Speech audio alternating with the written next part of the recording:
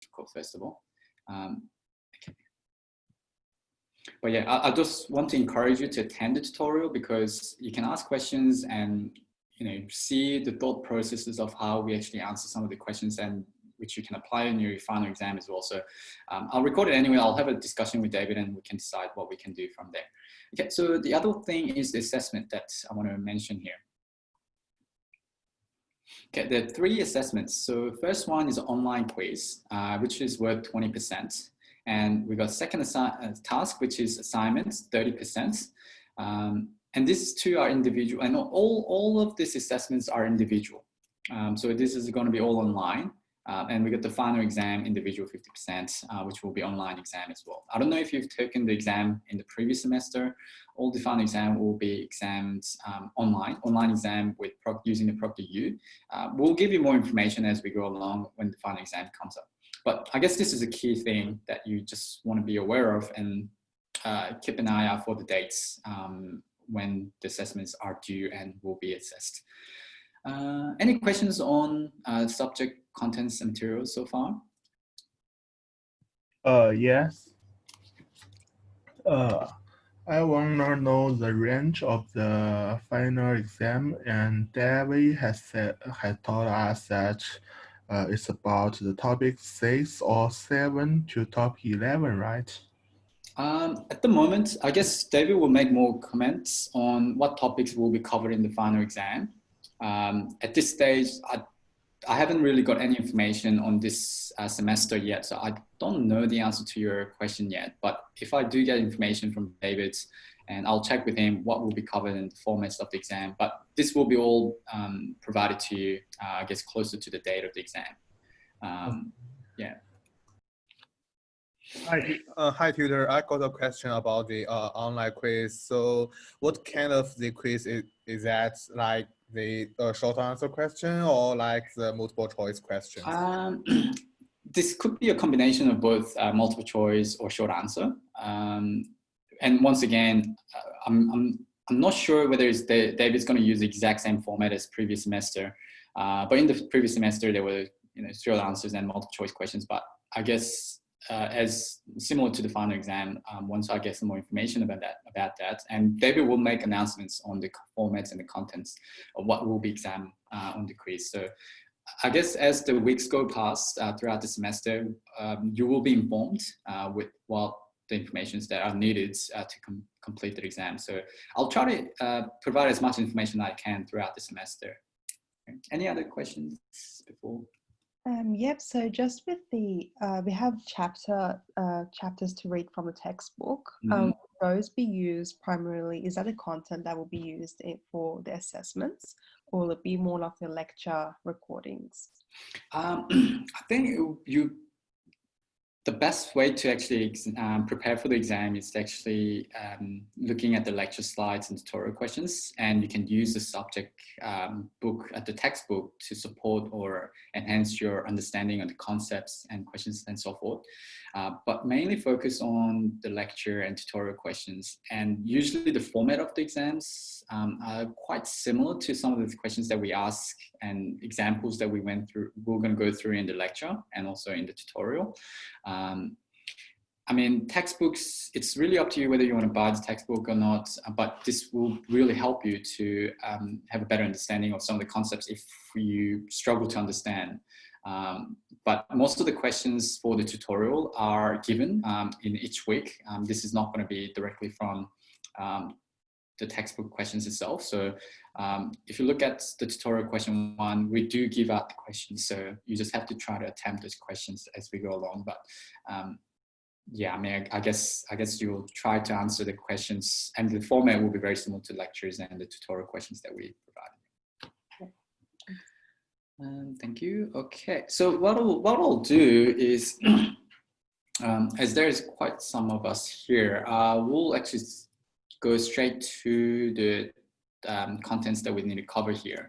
Okay, let me just, one thing at a time. All right, so one other thing is when you're giving the assignment questions, and even for your own purpose, doing your research for your company, for any other subjects, so I just want to show you the database.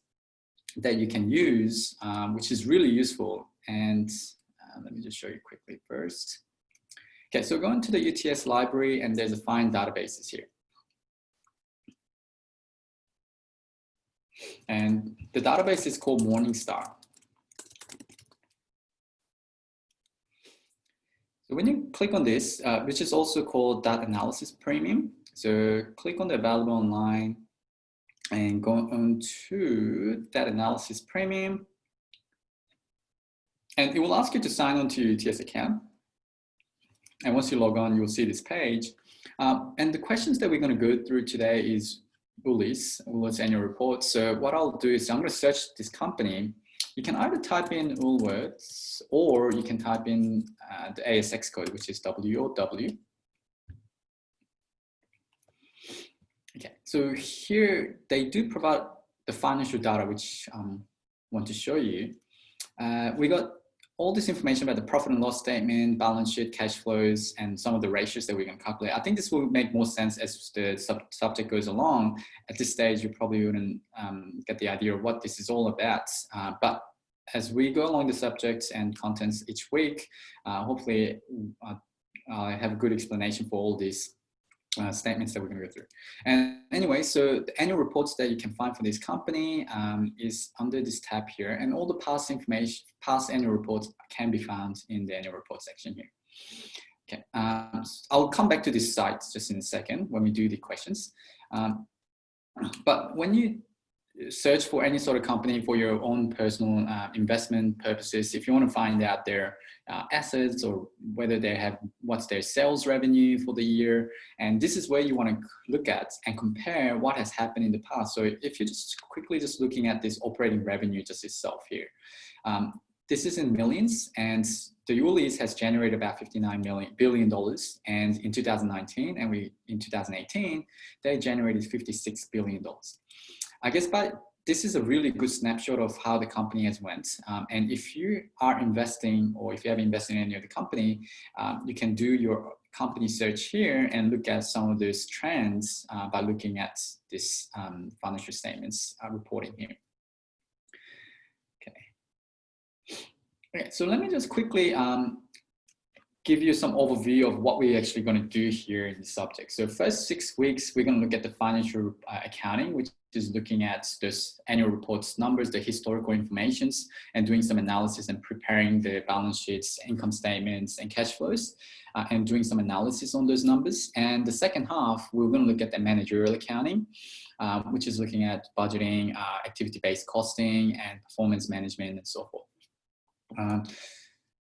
Okay, so you know, if you really think about accounting, I don't know how many of you will major in accounting, but if you really think about accounting is everywhere.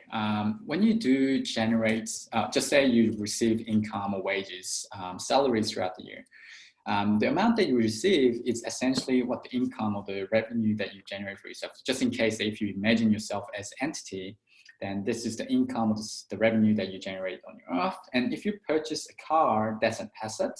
And if you borrow money, such as mortgage, that will be recorded under liability. So let me just illustrate this example using an ice cream shop.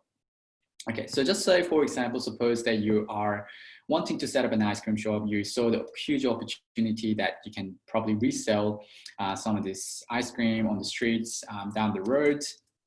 As the weather is getting warmer, I know this is pretty cool now, but all right, so just say you put in your money, let me just put it here, of $1,000 into this business. So we're just gonna say the business is called AMD Ice Cream Shop, Ice Cream Ltd. Okay, let me, PTY Ltd, oops. Okay, so you put in $1,000. Okay, and then you go out there and probably you can go to wholesalers or Woolies and you buy an ice cream, 1,000 ice creams, 1,000, buy 1,000 ice creams at $1. So if you buy 1,000 ice cream at $1, that will be $1,000. But at the same time, you probably need a stand to sell this ice cream, which is going to be $500. But you only have $1,000 that you can invest on. So what that means is that you need another $500. Where are you going to get the $500 from? Luckily, you have a rich friend who are willing to invest into your company, and you borrow $1,000. Okay. So you were able to buy all this ice cream and also the stands. And in that year or in that month, you sold 750 ice creams at a price of $2. So double the price of what you pay for. So that's going to be 1,500. Okay, so how do we record this? So we got profit and loss statements. And then we have balance sheet. And then cash flow statements. I'm going to ignore this cash flow statements at this point because we'll go through in depth later. Essentially, cash flow is basically the cash inflows and outflow, only the cash amounts. Okay, so profit, under profit, we have revenue, expenses, and then we got profit. So these are generally where you find all the information about this information, revenue, expenses, and profit. And this will help you to answer some of the questions today.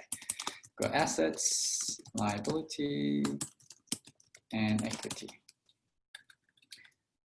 So,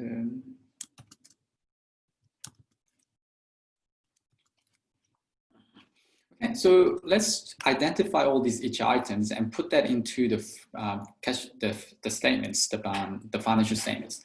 So this is really simple. And if you think about, if you understand this, the basic fundamental idea of concepts, and you probably can able to understand how the Woolies have generated their revenue, what the assets are, and liabilities and equity.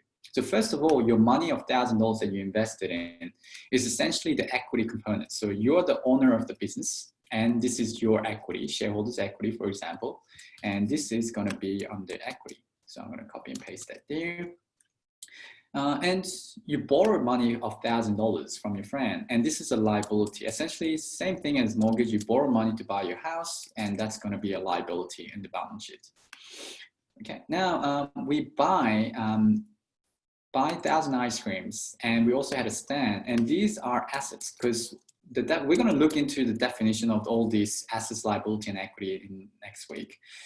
But essentially, the assets are those that you will generate, those resources that you use to generate future economic benefits. So now we have assets of $1,500 in ice creams and $500 in stands, and we borrowed $1,000 in liability, and we have $1,000 in equity. That's your money. In this year, we sold 750 ice creams, which is 1,500. And then we have expense. Because we sold 750, we're going to have an expense of 750. But what is the cost of ice creams? We cost at $1, right? Because we bought it at $1 per ice cream. And this is the expense that we have for selling these ice creams here, $750. Okay, so what that means is that profit is essentially the revenue minus expenses. And that means, let me just put it here, 1,500 minus 750. And the profit that we generate for this month or this period is going to be $750. So if you really think about some of these transactions you make by going through the grocery shopping, some of the income that you generate, and also the assets that you have, the houses or cars, and this is all these things can be reported under these statements. And this will help you to analyze some of the profits or some of the spending that you had throughout this period, or how much the liability and what is your equity that you have in the business. All right, so I hope this kind of illustrates and help you understand the financial statements that we're going to go through just in a second. But this is really what we're going to talk about. The extension of this is what we're going to discuss and go through in the next 6 topics. Okay, so I hope this kind of illustrates that whole point. Any questions on this, by the way? Yes. Yeah. What's about the stand for $500? No, this is just a stand where we can put the ice cream to sell on the streets or in the premises that you want to sell it on. So this is just a ice cream stand or Oh, thing like that. Yeah. you mean the stand means the ice cream stand just like the store, right? Yeah. Okay, Yeah. I misunderstand of it. Sorry. Okay. Can I ask, you might be about to get to this, but why is the stand not counted as an expense at this point? Oh, okay. So we can record this. Okay. So one of the key thing with the profit and balance sheet is profit and loss statements records for one period. So for example, if you look at, we're going to look at the Woolies as well just in a second, but we're going to look at the 1st of July to 30th of June. I did not include these sales into the profit and loss statement for these sales because it does get a little bit more complicated because I have to generate another profit and loss statement in the previous period. But you're right. All these expenses that we have here, this stand can be recorded on the expense depending on which period this profit and loss statement will be recorded under. So for example, for Woolies will be generally will be 30th of June 2019 to 1st of July, 1st of July 2019 to 30th of June 2020, and that's going to be for 1 year. And depending when this expense of the stands were recorded, if it was this for this period, then we can record it under this expense. If it was previous period, then we can record it in the previous period. But I just assume that this was in the previous period because I don't want to complicate some of these expenses into this illustration. But that's a really good point because the profit and loss statement is only for that particular period, whereas the balance sheet will actually tell us up to that point as at 30th of June 2019 or 30th at 30th of June 2020. Okay. So that's a great question there. Any other questions before we jump on to the tutorial questions today? No, okay. All right, so there's two ways that we can access the annual reports. I'm sure you have attempted this question already. One of the way you can access the annual reports of Woolies is basically do a Google search. So Woolworths 2019 annual reports. And then the second thing, probably the second link here is what I'm interested in, or you can go into the annual reports websites of the Woolies and then click on the 2019 annual reports. But we're going to just click onto this for the PDF documents. Okay, so this is 2019 annual reports. Okay, and then the other method is, remember I showed you about the Morningstar, and you can go into the annual reports on the left-hand side here, and then click onto 2019 annual reports. And this will be exactly the same as the one we just downloaded. So let's go and scroll down here, and here it goes, 2019 annual reports. Okay, so the annual reports, they're 146 pages. I mean, there's a lot of pages here that you're not going to be able to go through. There's so many contents that you need to read, but what we are interested in, or maybe let me just give you a brief overview of what's usually included in annual reports. So first of all, the performance highlights, the key information of the financial performance. And second thing is business overview, the review of certain sections or sectors of the business. And the directors report, the governance and remuneration reports. And what we're going to look at today is going to be the financial reports, which is all the financial statements. Okay, and then the rest of them will be all the notes. So let me just go to these financial statements. This is all the other contents that's included here. Okay, so we got first one here is a profit and loss statement or income statement. And we can see 2019, let me just make this a little bit bigger, and revenues and expenses and profits. And then we got the comprehensive income, and we have balance sheet, which is also called as consolidated financial statements of financial position. We got assets, liabilities, and equity. And we got changes in equity and also the cash flow statement. So these are the four statements reported in annual reports of ASX listed companies. And then rest of that is all the notes to these companies or the financial reports. So for example, let's go back and look at the revenue. So they've generated revenue of $59 billion in 2019. But we don't know, this is aggregated number, the consolidated number of this operations. So in order to figure out where this revenue comes from, you see the notes under here, which is 2.1. And what you're going to do here is simply trying to go and find note 2.1. Let me just go here. Let's go and find 2.1. Sorry, went too far.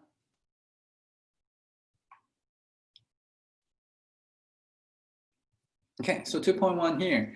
We got first one, we got the sales of goods in store, which is $54 billion, and we got sales goods online, and we got leisures and hospitality services and others. Just looking at this, you can tell which segments or sector that they have generated those income from. And you can do the same with any other information. So when you're given these questions in in the assignments, you might want to look at some of these notes to do more research on why those numbers actually, what the number actually represents. And by looking at some of these note numbers here that you can look into and figure out some of these income tax expenses and also the revenue, also the assets and inventories and cash and so forth. Okay. So what I'll give you about 5 minutes to actually try to answer this question. The first one is how well did they do and how big are they and how much inventory do they have and who is the CEO, how much were they paid, and find one article on Woolworths in the business press from 2020.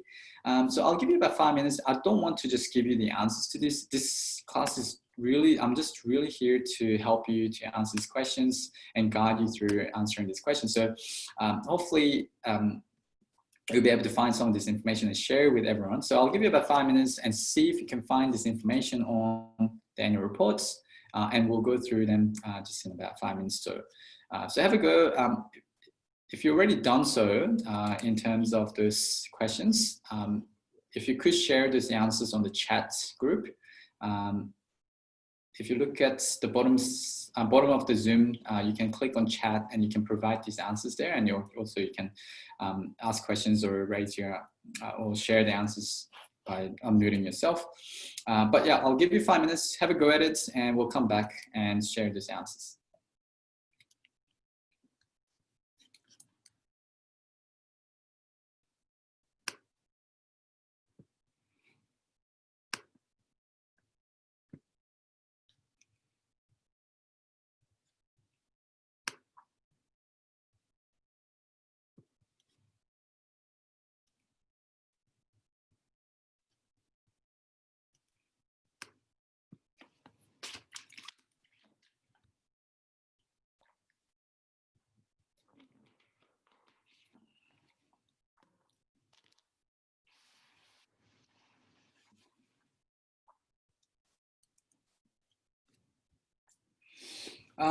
So Stephanie, you're asking about how well did they did? I mean, there's different ways we can actually measure this. You can use gross profit, revenue, or any other methods or other figures that you can measure or use to measure their performance of the company.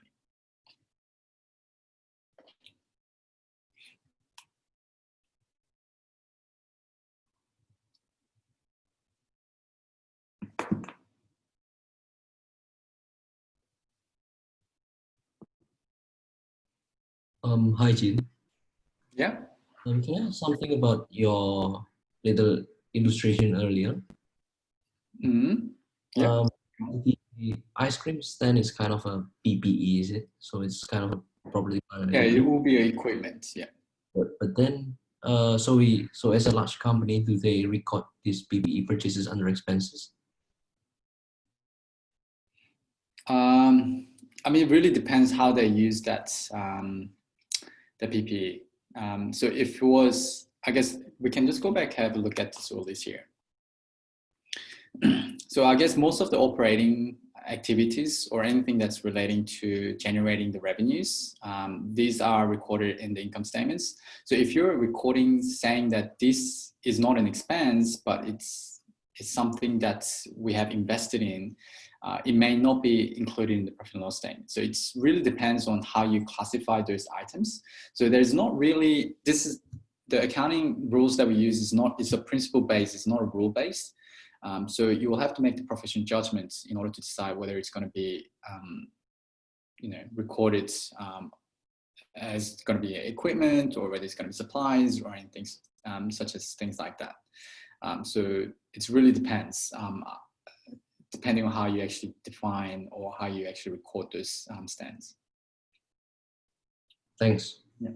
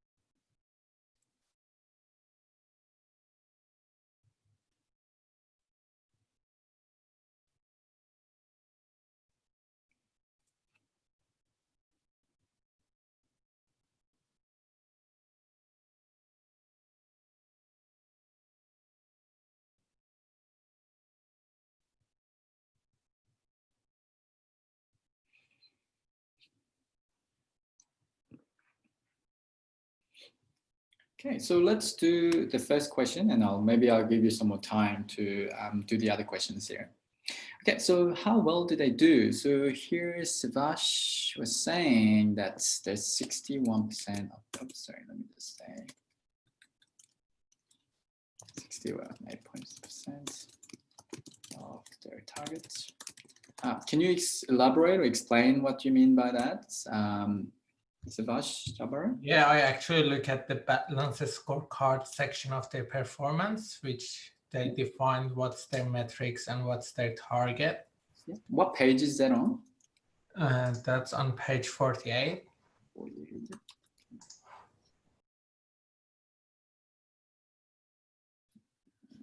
48, sorry.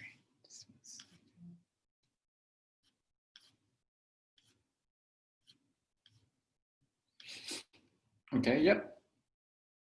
So you can see here 68.1% of the target, yep, okay.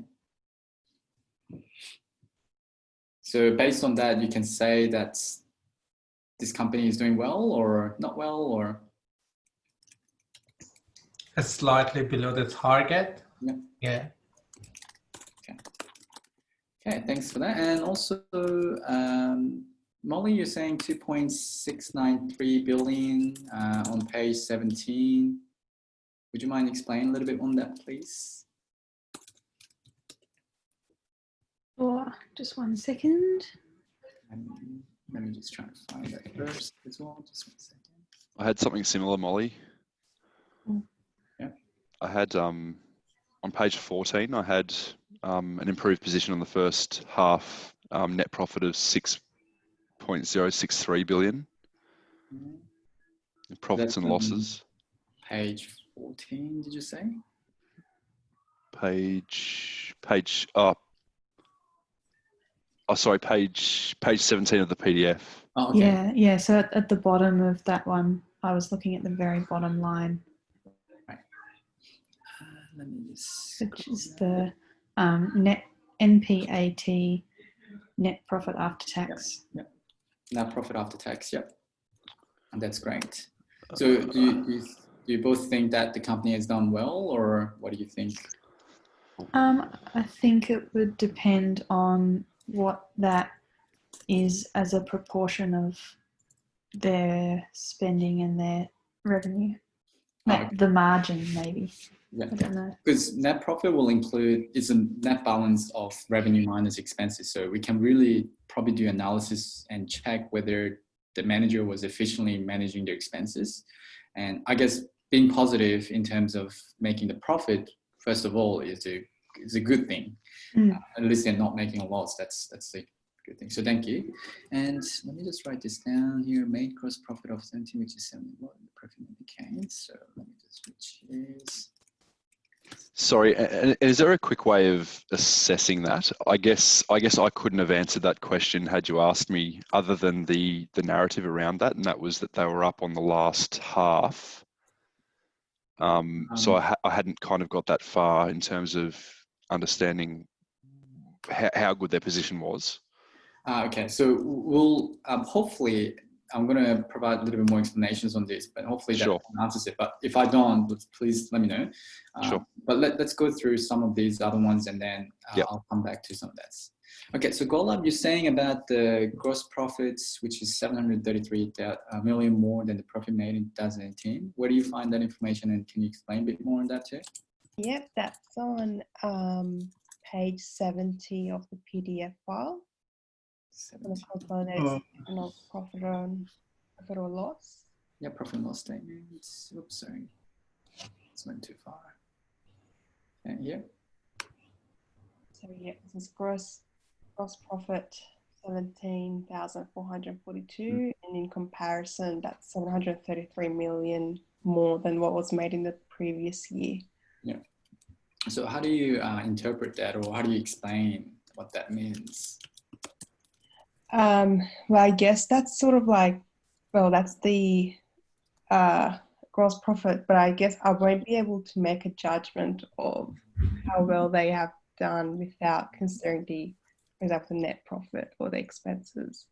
Yeah. Okay. Yeah. So yeah, this is something that we're going to do more later when we do the financial statement analysis and looking at whether they're whether they're efficiently managing their expenses based in relation to the revenues that they have generated. So simply by dividing the gross profit divided by the revenue will tell us what is the percentage of gross profit that we generated, which will let us know what is the percentage that we have generated throughout the year, and the expenses that was relation to the revenue. But yeah, that's great. I mean, as long as I guess the profit is increasing from 2018 to 19, that helps to, this is a good sign. I mean, simply they are generating profit after taking all the cost of sales. That's great. And that's great. Let me see. Yep, go on. Yes, I found the information at the page 18. Say again, sorry. Yes, I found the sales for increase online for increase. Yeah. Okay. Yep. So yep, this is the one that you're mentioning. The online sales has increased. And where did you find that? On what page? Page 18. Page 18. Okay. Yes. No, maybe not this page. Okay. Let me maybe it's strange. Slow down.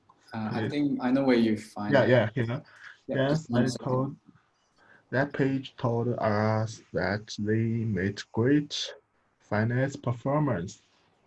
And I think the increase of the sale means that the company has get more market share. So I think they did well.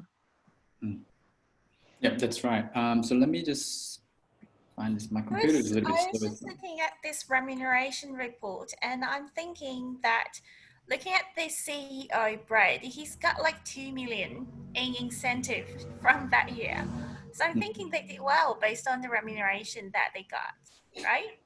Just Ooh, look at how much they yeah, I mean, this is something that we can discuss a bit more in detail as we do these payments. But yeah, I mean, looking at, this is another big question of whether their remuneration is appropriate.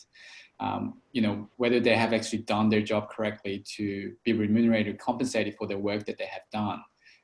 This is something that a lot of those, there is a KPIs and those targets that they have to meet based on the compensation. I'll show you some of those targets in a second when we talk about this compensation. But yeah, we can kind of maybe judge whether they're doing well or not by looking at the remuneration of the CEOs and the executives. But I guess this is really depending on, we're assuming that this was appropriately compensated to for the executive managers. But as the company as a whole, I think this is a good sign where it kind of indicates that, we are generating profits, and also we have online sales that has increased, and also some of this gross profit has increased as well. So I won't be able to include, I don't think I can copy this from the chat group. Let me see if I can copy. If I can, it would be great. Oh no, I can't do that.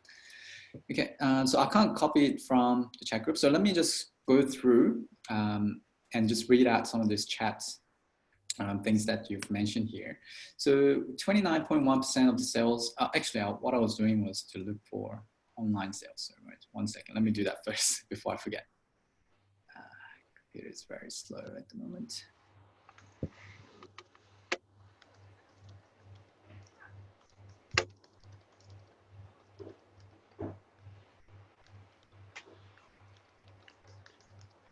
What's up some of this?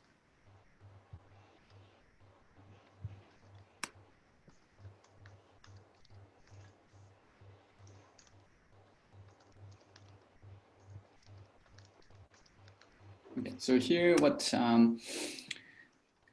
Zin was mentioning is that based on the 2.1 notes, the online sale has increased significantly. Just looking at these numbers here, it increased from 1.8 billion to 2.5 billion. So, which is about 34% of the sales continuation from that online sales. So rather than just looking at just one overall of the revenue itself, now we can actually really nail down onto deeper level of those analysis and looking at whether this company has done well by looking at their segments and also some of this gross profit margins and so forth. Okay, so the other thing, let me read out from Jacinta one. I had same globe as profits. Also, I interpret the question differently is how well do they do? Okay, so 5 of 9 board directors were women and 5 of 15 group executive committee was women. And well, they discontinue petrol sales, open new concept stores, and taking efforts to green their buildings as achieving 5-star rating from the green building. Cynthia, I think you're right in terms of looking at the gender diversity on the board, and if this is one of the targets that they are achieving and thinking that this is things that they have to that they achieve, then this is exactly what you're looking for. Depending how you want to actually answer these questions, this could be used in terms saying that whether this company is going more green and being more environmental friendly, and this is things that we can include in these answers here. And then Alvin, based on consolidated sales increased by 5.3%. Well, I'll talk more about that in a second. I like the difference. Okay, and that's great. And the same thing also, let's continue. Okay, so Parisa was mentioning about this discontinued operation, which I want to actually raise. Yeah, because I actually was looking at it through the same angle as Alvin, and I can see that the sales hasn't gone up a lot, but suddenly the profit has. And then I looked and saw that the profit has gone up because of the massive increase in the profit from discontinued operations. And that means downsizing, right? So I don't know whether that means they're doing well or not. Yeah, no, that's a great eye of picking up some of these key things. So I hope I'm answering this question that you had earlier before. I can't remember who asked the person. Anyway, so we can see that the revenue has generated. Yeah, it was me, yeah. Oh, yeah, sorry. So, yeah, awesome. Okay, and so the revenue has generated significantly here. And so we'll have to do some analysis and see whether they continue to generate gross profits. But if you look at this figure here, based on the continuing operation, is that in fact in 2019 they had a lower amount of the profits compared to 2018, which based on this number we can't really say the company has done well. But if you look at include those discontinued operation, which is $1.2 billion worth, that has actually boosted that profits in that 2019 sales. So if we're just really comparing or looking at the continued operations profits, we cannot really say that this company has done well, but including this discontinued operation, that will help us to actually say that the company has done well. But one key thing is this is really one-off item, right? So if you're looking, just say if you're an investor and thinking of investing into this company, this is something that you need to think about, whether this 1.2 million is going to be ongoing or whether it's just going to be one-off, and this will really help you to determine whether the company was generating profit or not. So sometimes you may see some companies where they made a negative or loss in the continued operation, but because of the selling of some of these discontinued operations, they were able to generate some of the profit. So don't be fooled by some of these consolidated numbers, because this is really just trying to represent some of this aggregated number of the total operation. But you will have to do further analysis and look deeper into this each line and see whether the company has actually done well or not. So on the gist of it, from the basis of just looking at the top number, you can kind of say, yes, this is right. But all these insights of whether the company is doing well or not is by looking at each line items and making your analysis and interpretation of some of these changes. Hopefully that kind of answered the question. So that really kind of summed up most of the things that you already talked about here. And thank you very much for putting all that information on the chat. So have a read of that too. I think I kind of pretty much summed up all of this information that you already raised, and you guys done already really well in terms of picking out some of these answers here.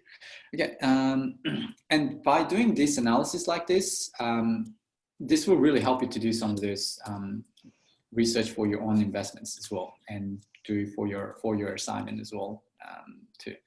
Okay, so second question: how big are they? There's different ways you can actually measure this. So anyone want to share this? Maybe you can put it onto the chat and I'll try to copy and paste that too.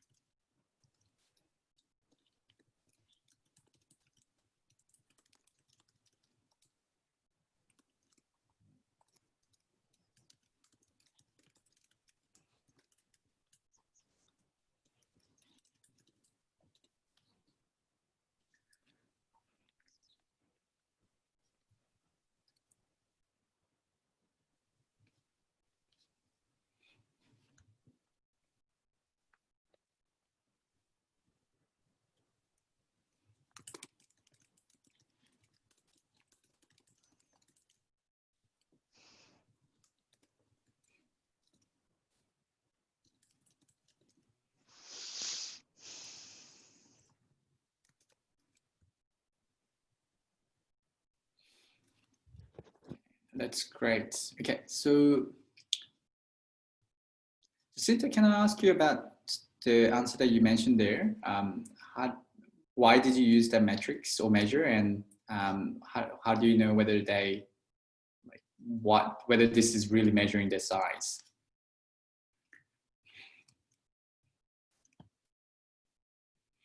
Jacinta, any explanations on that?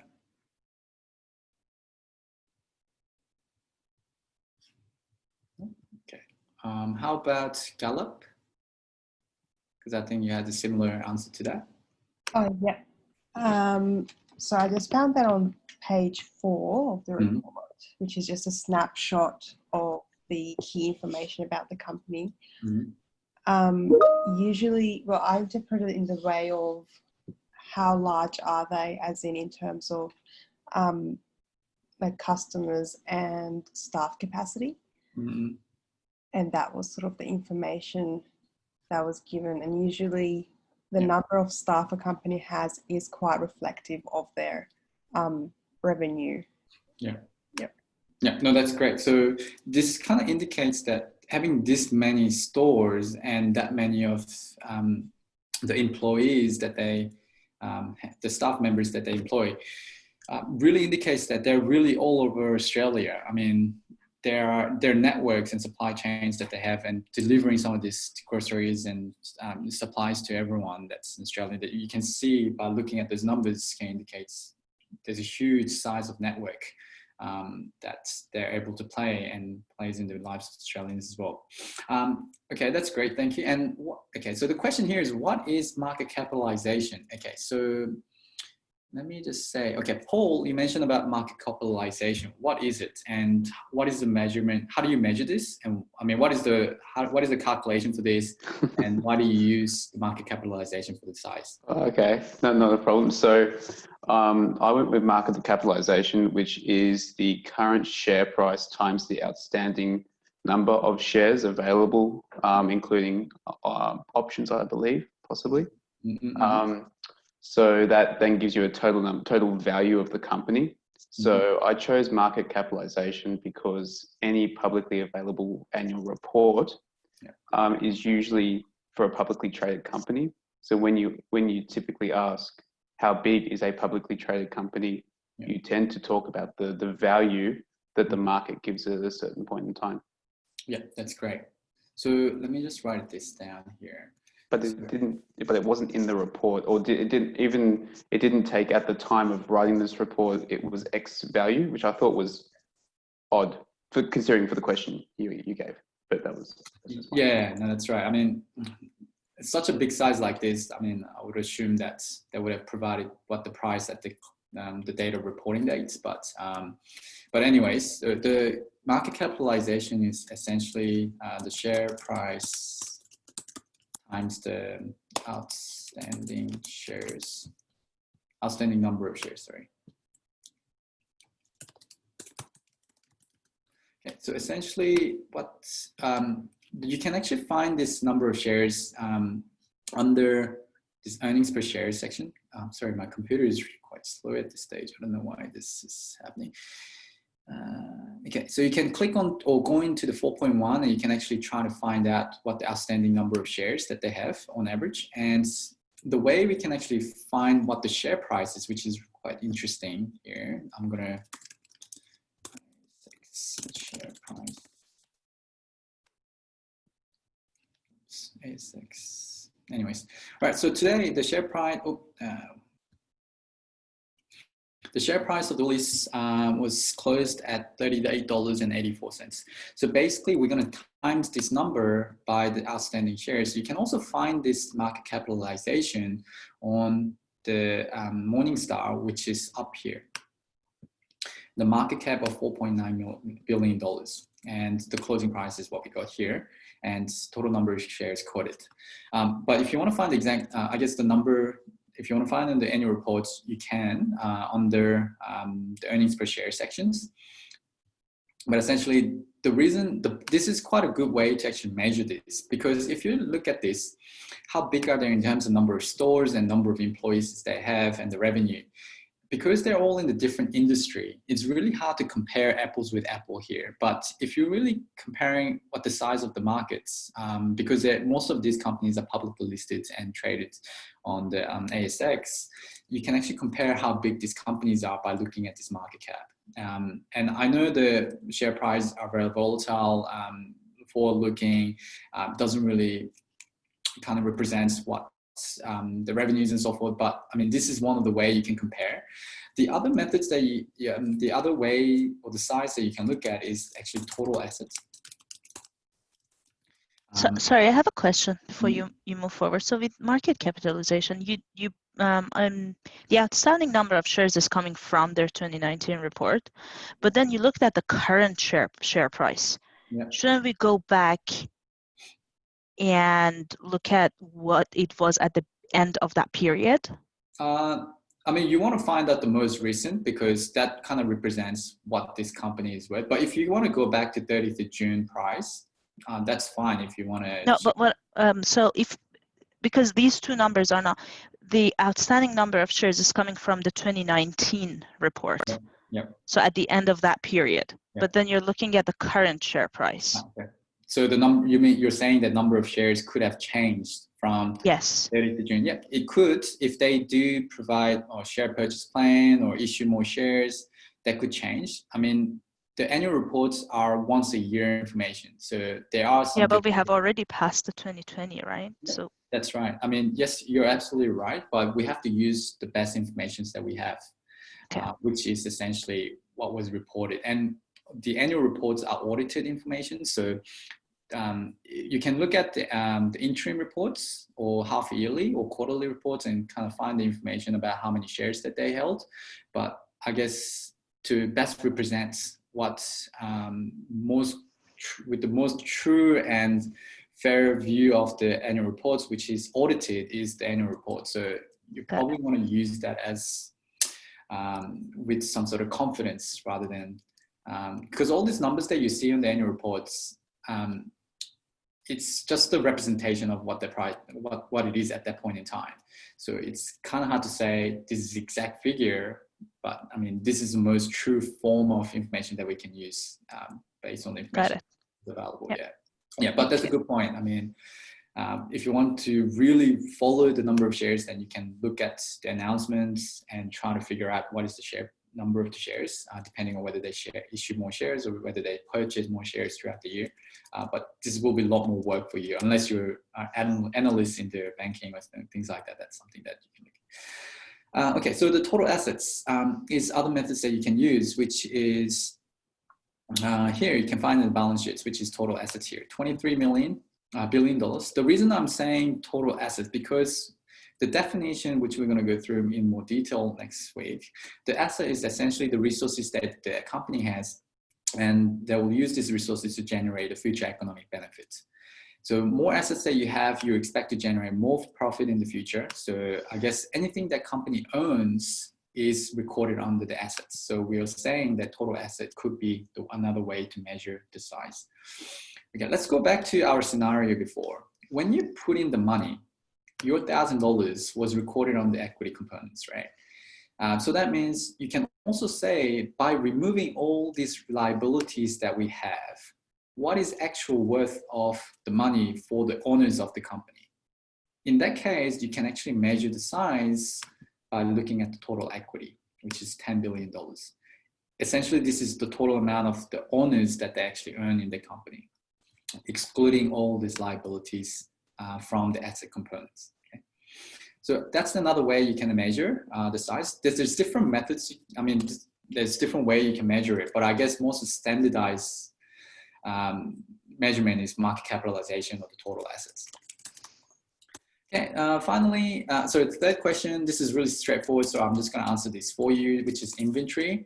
We can find this inventory on balance sheet, which is under the current assets. You can see here the inventory of $4.2 billion and 4.23 billion. Okay, so for 2019, we have 4.28, and for 2018, we have 4.3233. Okay.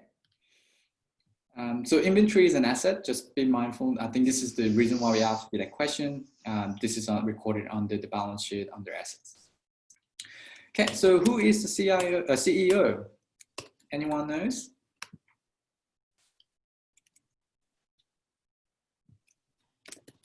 It's Brad Banducci. Yeah. Thank you. Thank you. Let me just find that here. 30.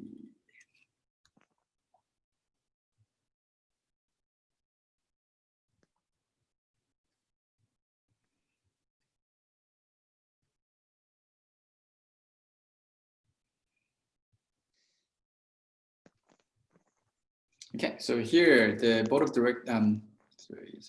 is the executive chief executive officer. Just give Brett Banducci.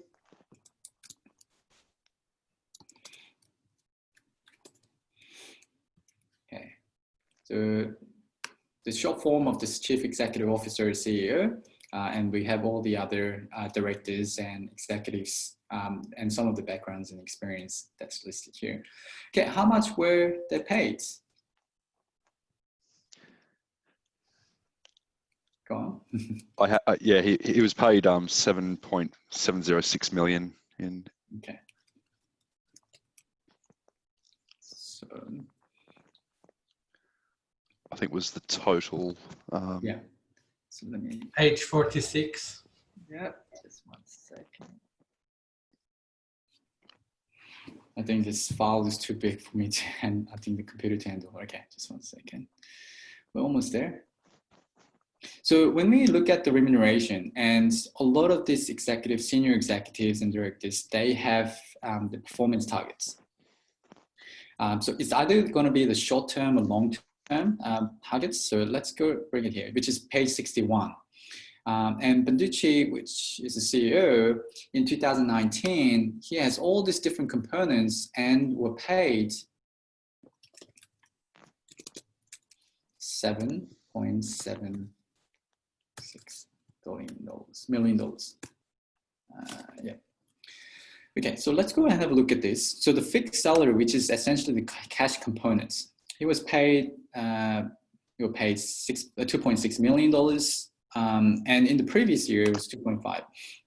So I guess going back to previous question about whether they did well or not is looking at whether this salary has increased or the total remuneration has increased. But really depends, I guess when they increase their salary, it means that probably they have to meet all these targets and performance that they were supposed to achieve.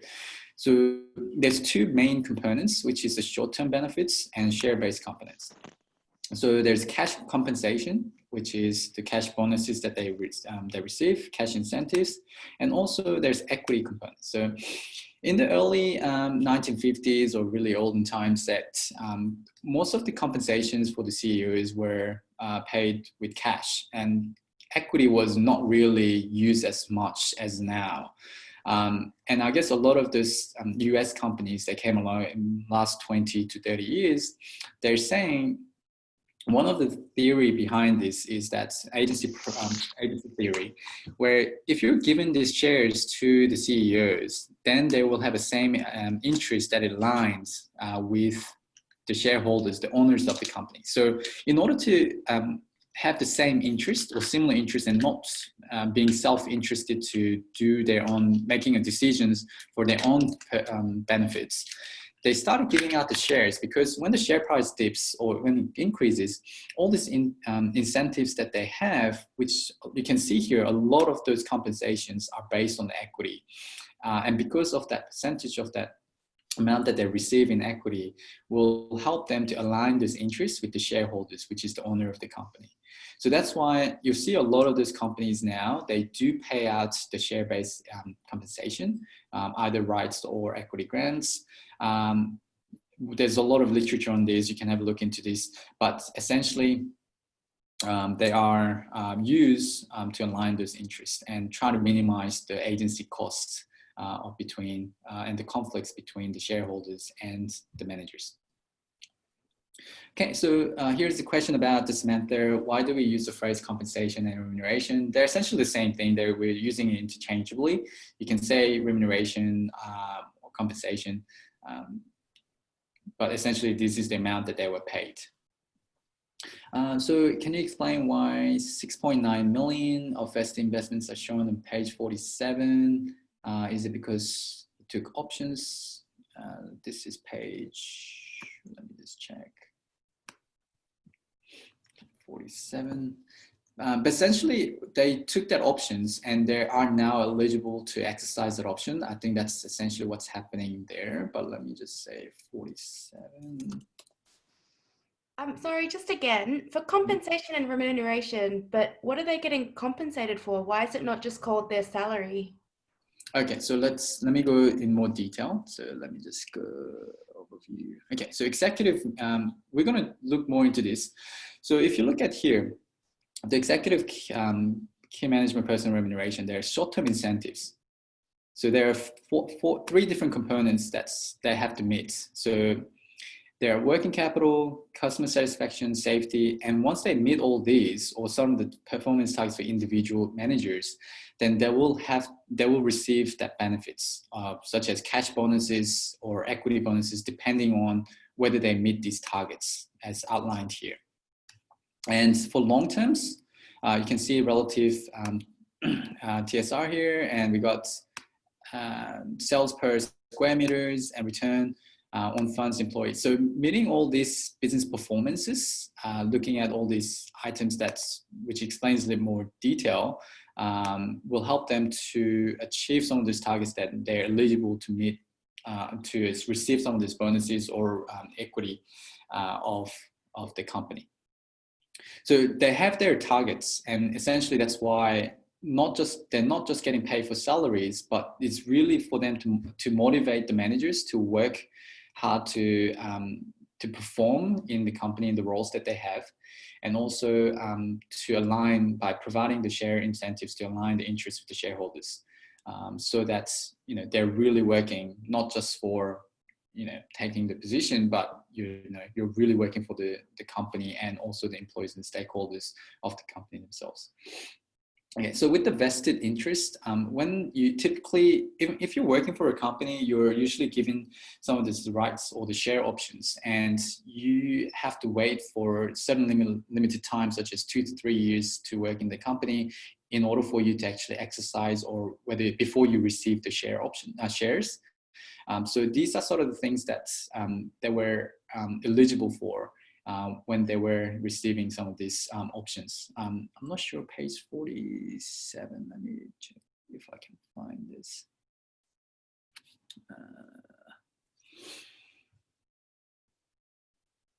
Okay, so we got here 6.9 vested. I guess now the CEOs can exercise or can receive the shares, and this is the worth of the amount that they can receive. Okay. So then is that $12 million, that's his 6 or something pay from financial year 19 plus the options that he got given a few years ago but weren't able to access till now? Yeah, pretty much that's what would have been, but we have to look in more detail, but that's pretty much the story that I can see here. In terms of those extra vested amount that they have received. But yeah, we can I'll look more into details on this, and maybe next week I can explain a little more, but that probably is the reason why they have received on that. Okay. I'll look more into details on this, but basically on the gist of it, it's basically what would have happened. Okay, and lastly, I found one article. Let me just see if I can copy this.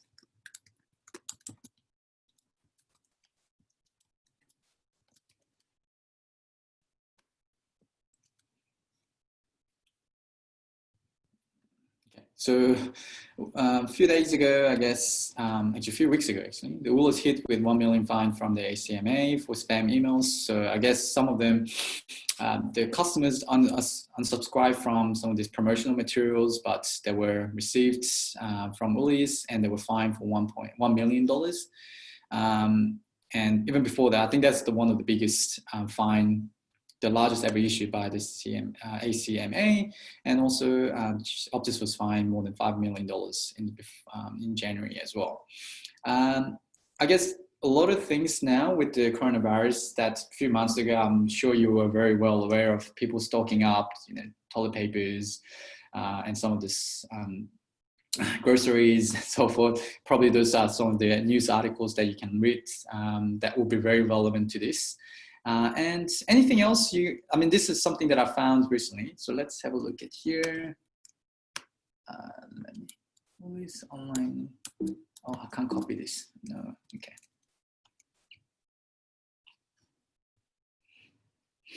Okay, I can't copy that link, but would you mind explaining that, Paul, on that? What was the scenario?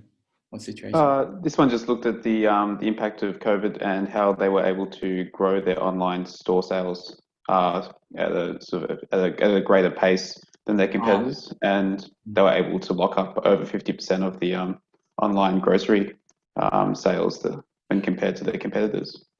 Oh, right. Yeah, I mean, once that happened, I remember everyone was stocking up. So I guess the sale of the Woolies would have skyrocketed for that few months that they were actually selling, especially online sales as well. Yeah, I think I saw that article before as well. Yeah, no, that's good. And Ross, what was that one? Yeah, I posted that one because I thought it was interesting. It was in relation to the underpayment of staff, up to $300 million. So I thought it was appropriate for this discussion. Okay. No, I mean, if you really think about, if you're thinking of investing into the Woolies, these are sort of this impact that has on the company. And, it's 3 million might not be a lot for them, but I mean, some of the reputation damage that they have in long term could have significant influence on some of the prices the share prices that they have, or it might not even react to some of these things. So it was 300 mil, but again, yeah. Yeah, I mean, but it could have huge impact on the reputation of the company. So, I mean, I don't know how much impact it will have on the share price, but these are sort of things that, as an investor, I think you should be really well aware of. Yeah, but I mean, that's a really interesting one. I saw that before as well. Yeah. Okay, and Taylor, what's that one here? It's completely immune from virus. Not completely immune from virus. It talked about how even though their shares skyrocketed, the fact that they had to invest so heavily in more labor and transport, that the increase in sales won't necessarily correlate to increase in profit. Mm-hmm.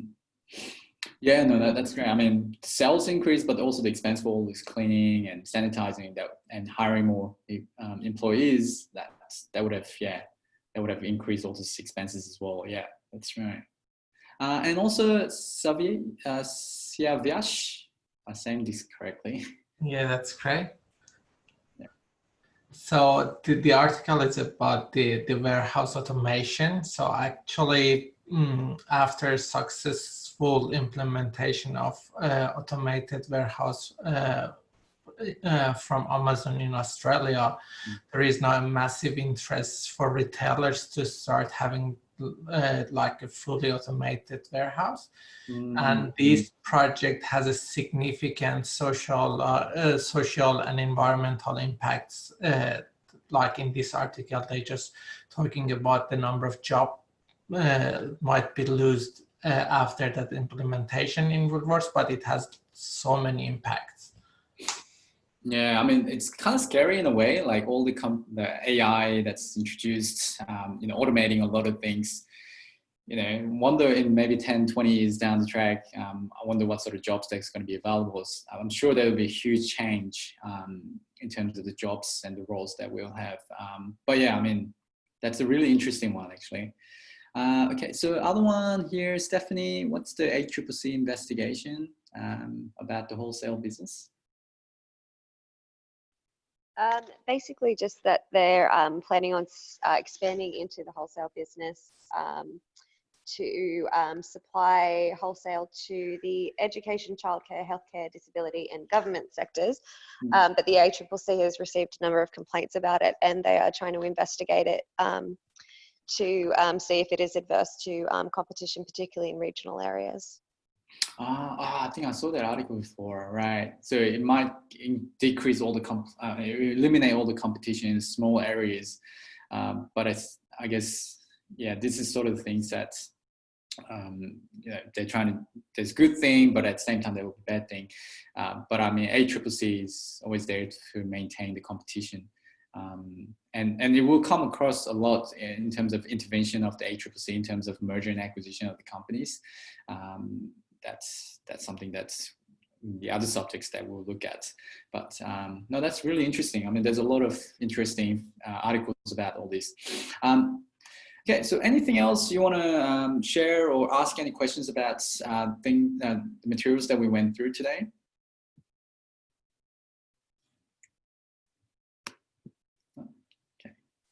Okay, so let me just close this for a second.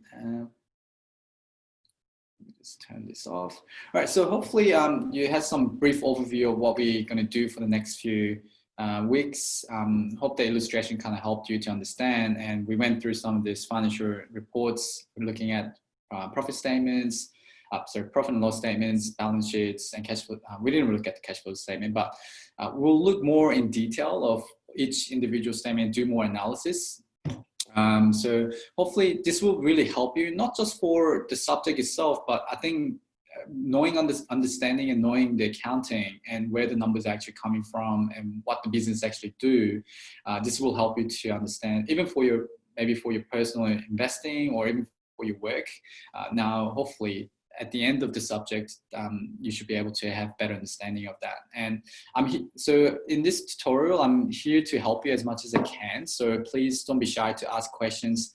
And I'll try to go through a brief overview of the lectures, start of the class, and I'll go through the tutorial questions after that.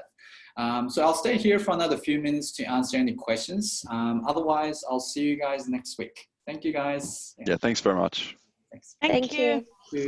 Thank you. Excuse me, Jing. Yes.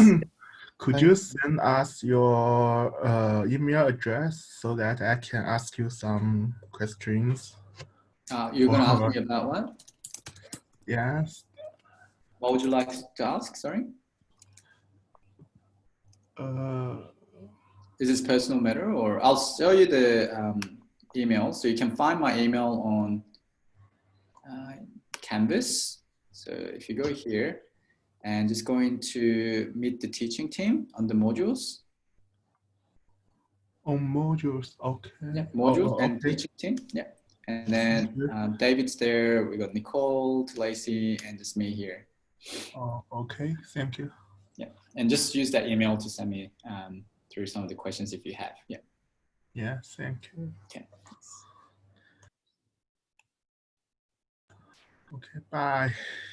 Yeah. Okay, I see. Okay. Jen. Yes. Can I confirm, are the tutorials from 7 until 9? I think I've mucked up the times and thought it was at 6. Oh, and it's 7 to 8:30. Okay. Yeah. So maybe, yeah. So 7 to And 8. then I'll try to keep maybe within that time frame, maybe between hour and hour and a half, depending on how much contents that we have to cover. But okay, yeah. cool. And then the lectures are in the daytime on Wednesdays. Yeah. Let me just quickly check. Yeah, it's at 1:30. Yeah, I think 1:30 is the one. I think my timetable was really wrong. Right. No, there was a lecture at 5:30, but it's not happening apparently. Oh, it's disappointing. Yeah. 5:30 lecture is a recorded one. At 1 o'clock? Yeah, the only live Zoom lecture is the one at 1 o'clock. Yeah. So under the modules here, I guess they hold one at 1:30 every week, and I think there will be a recorded videos for that. Yeah. So that's why I'll be here to do a review, just not maybe a little bit more extensive in terms of some of the important points that David has gone through. And hopefully I should be able to cover most of the things that is important. Maybe, I mean, hopefully that will cover most of the things, and I'll have enough time to go through the tutorial questions as well. Oh, good. But try to watch all the pre-recorded for attending, and I know you guys might be working through this time, so it might be a little bit hard, but yeah, I guess in the spare time you can try to watch the videos and when you're not working and so forth. Thank you. Thanks. Yeah, but Jen, sorry, I was going to ask, so the video, the lecture, was a lecture today at 1:30, and is that the video that's on there now? No. Yeah, I think this is it. Yet to be uploaded. No, I think that's a pre-recording one. It will be uploaded separately. okay. Today's lecture is not up at the moment, so. Oh, yeah. So it I'll says come the to lecture will it. also be recording we've made available within 2 days. Yeah. So in a couple of days' time, I think. Yeah. I have a question. So this there was a AMD 2020 S2 topic 1 in class Word document that we didn't go through. Is that something that we can just do mean this one here? offline? Is it this one here? Yeah, that's for next week, is it? This next week, yeah. Ah, okay, perfect. Yeah. So did you guys went through this? Sorry. Yeah, because I may have done it. I mean, if you already done it, that's good. I mean, you're well done. So. Yeah, the time is there. You're right. No, that's good. Everyone's very eager to learn more about accounting. Oh God! Hi, Glenn, I'm really sorry. I had difficulty accessing the tutorial today. So I was just wondering, the link for next tutorial, will it be the same link that's on Canva? Yeah. So the meeting ID, the link, the number here, you can just type in this number, but it will be exactly the same throughout the semester because I've made it recurring. So the meeting ID will not change. So just use the same ID link and you should be able to join us. Yeah.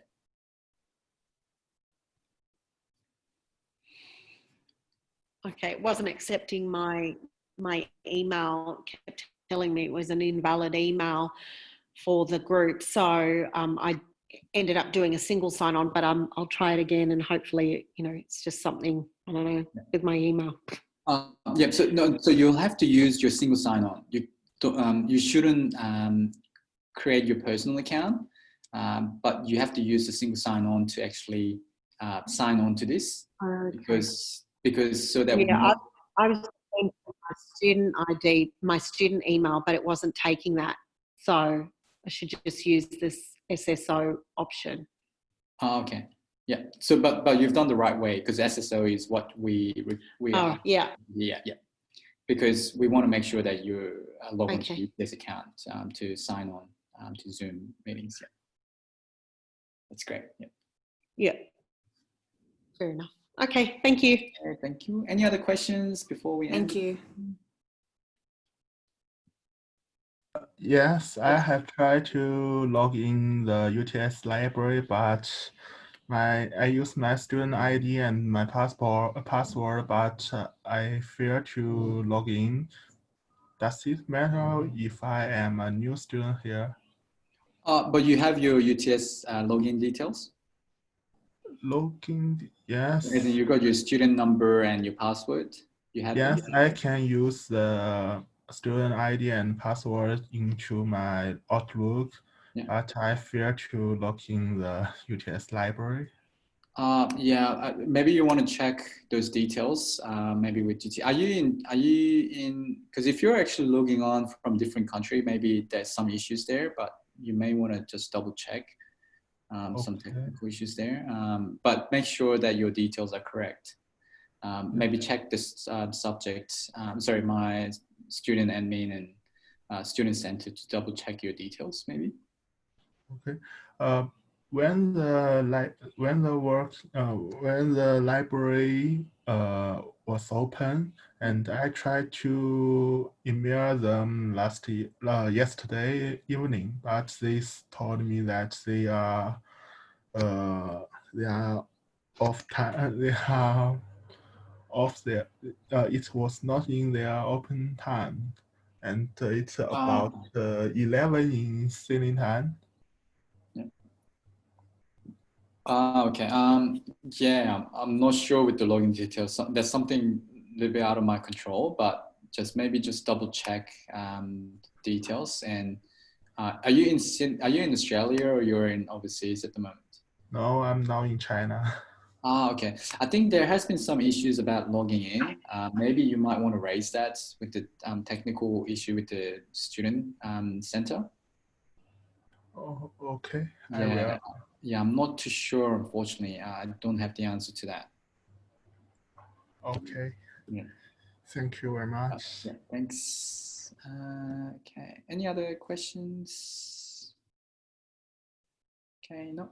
Okay, so I'm going to end this meeting. I'll see you next week. Okay, bye.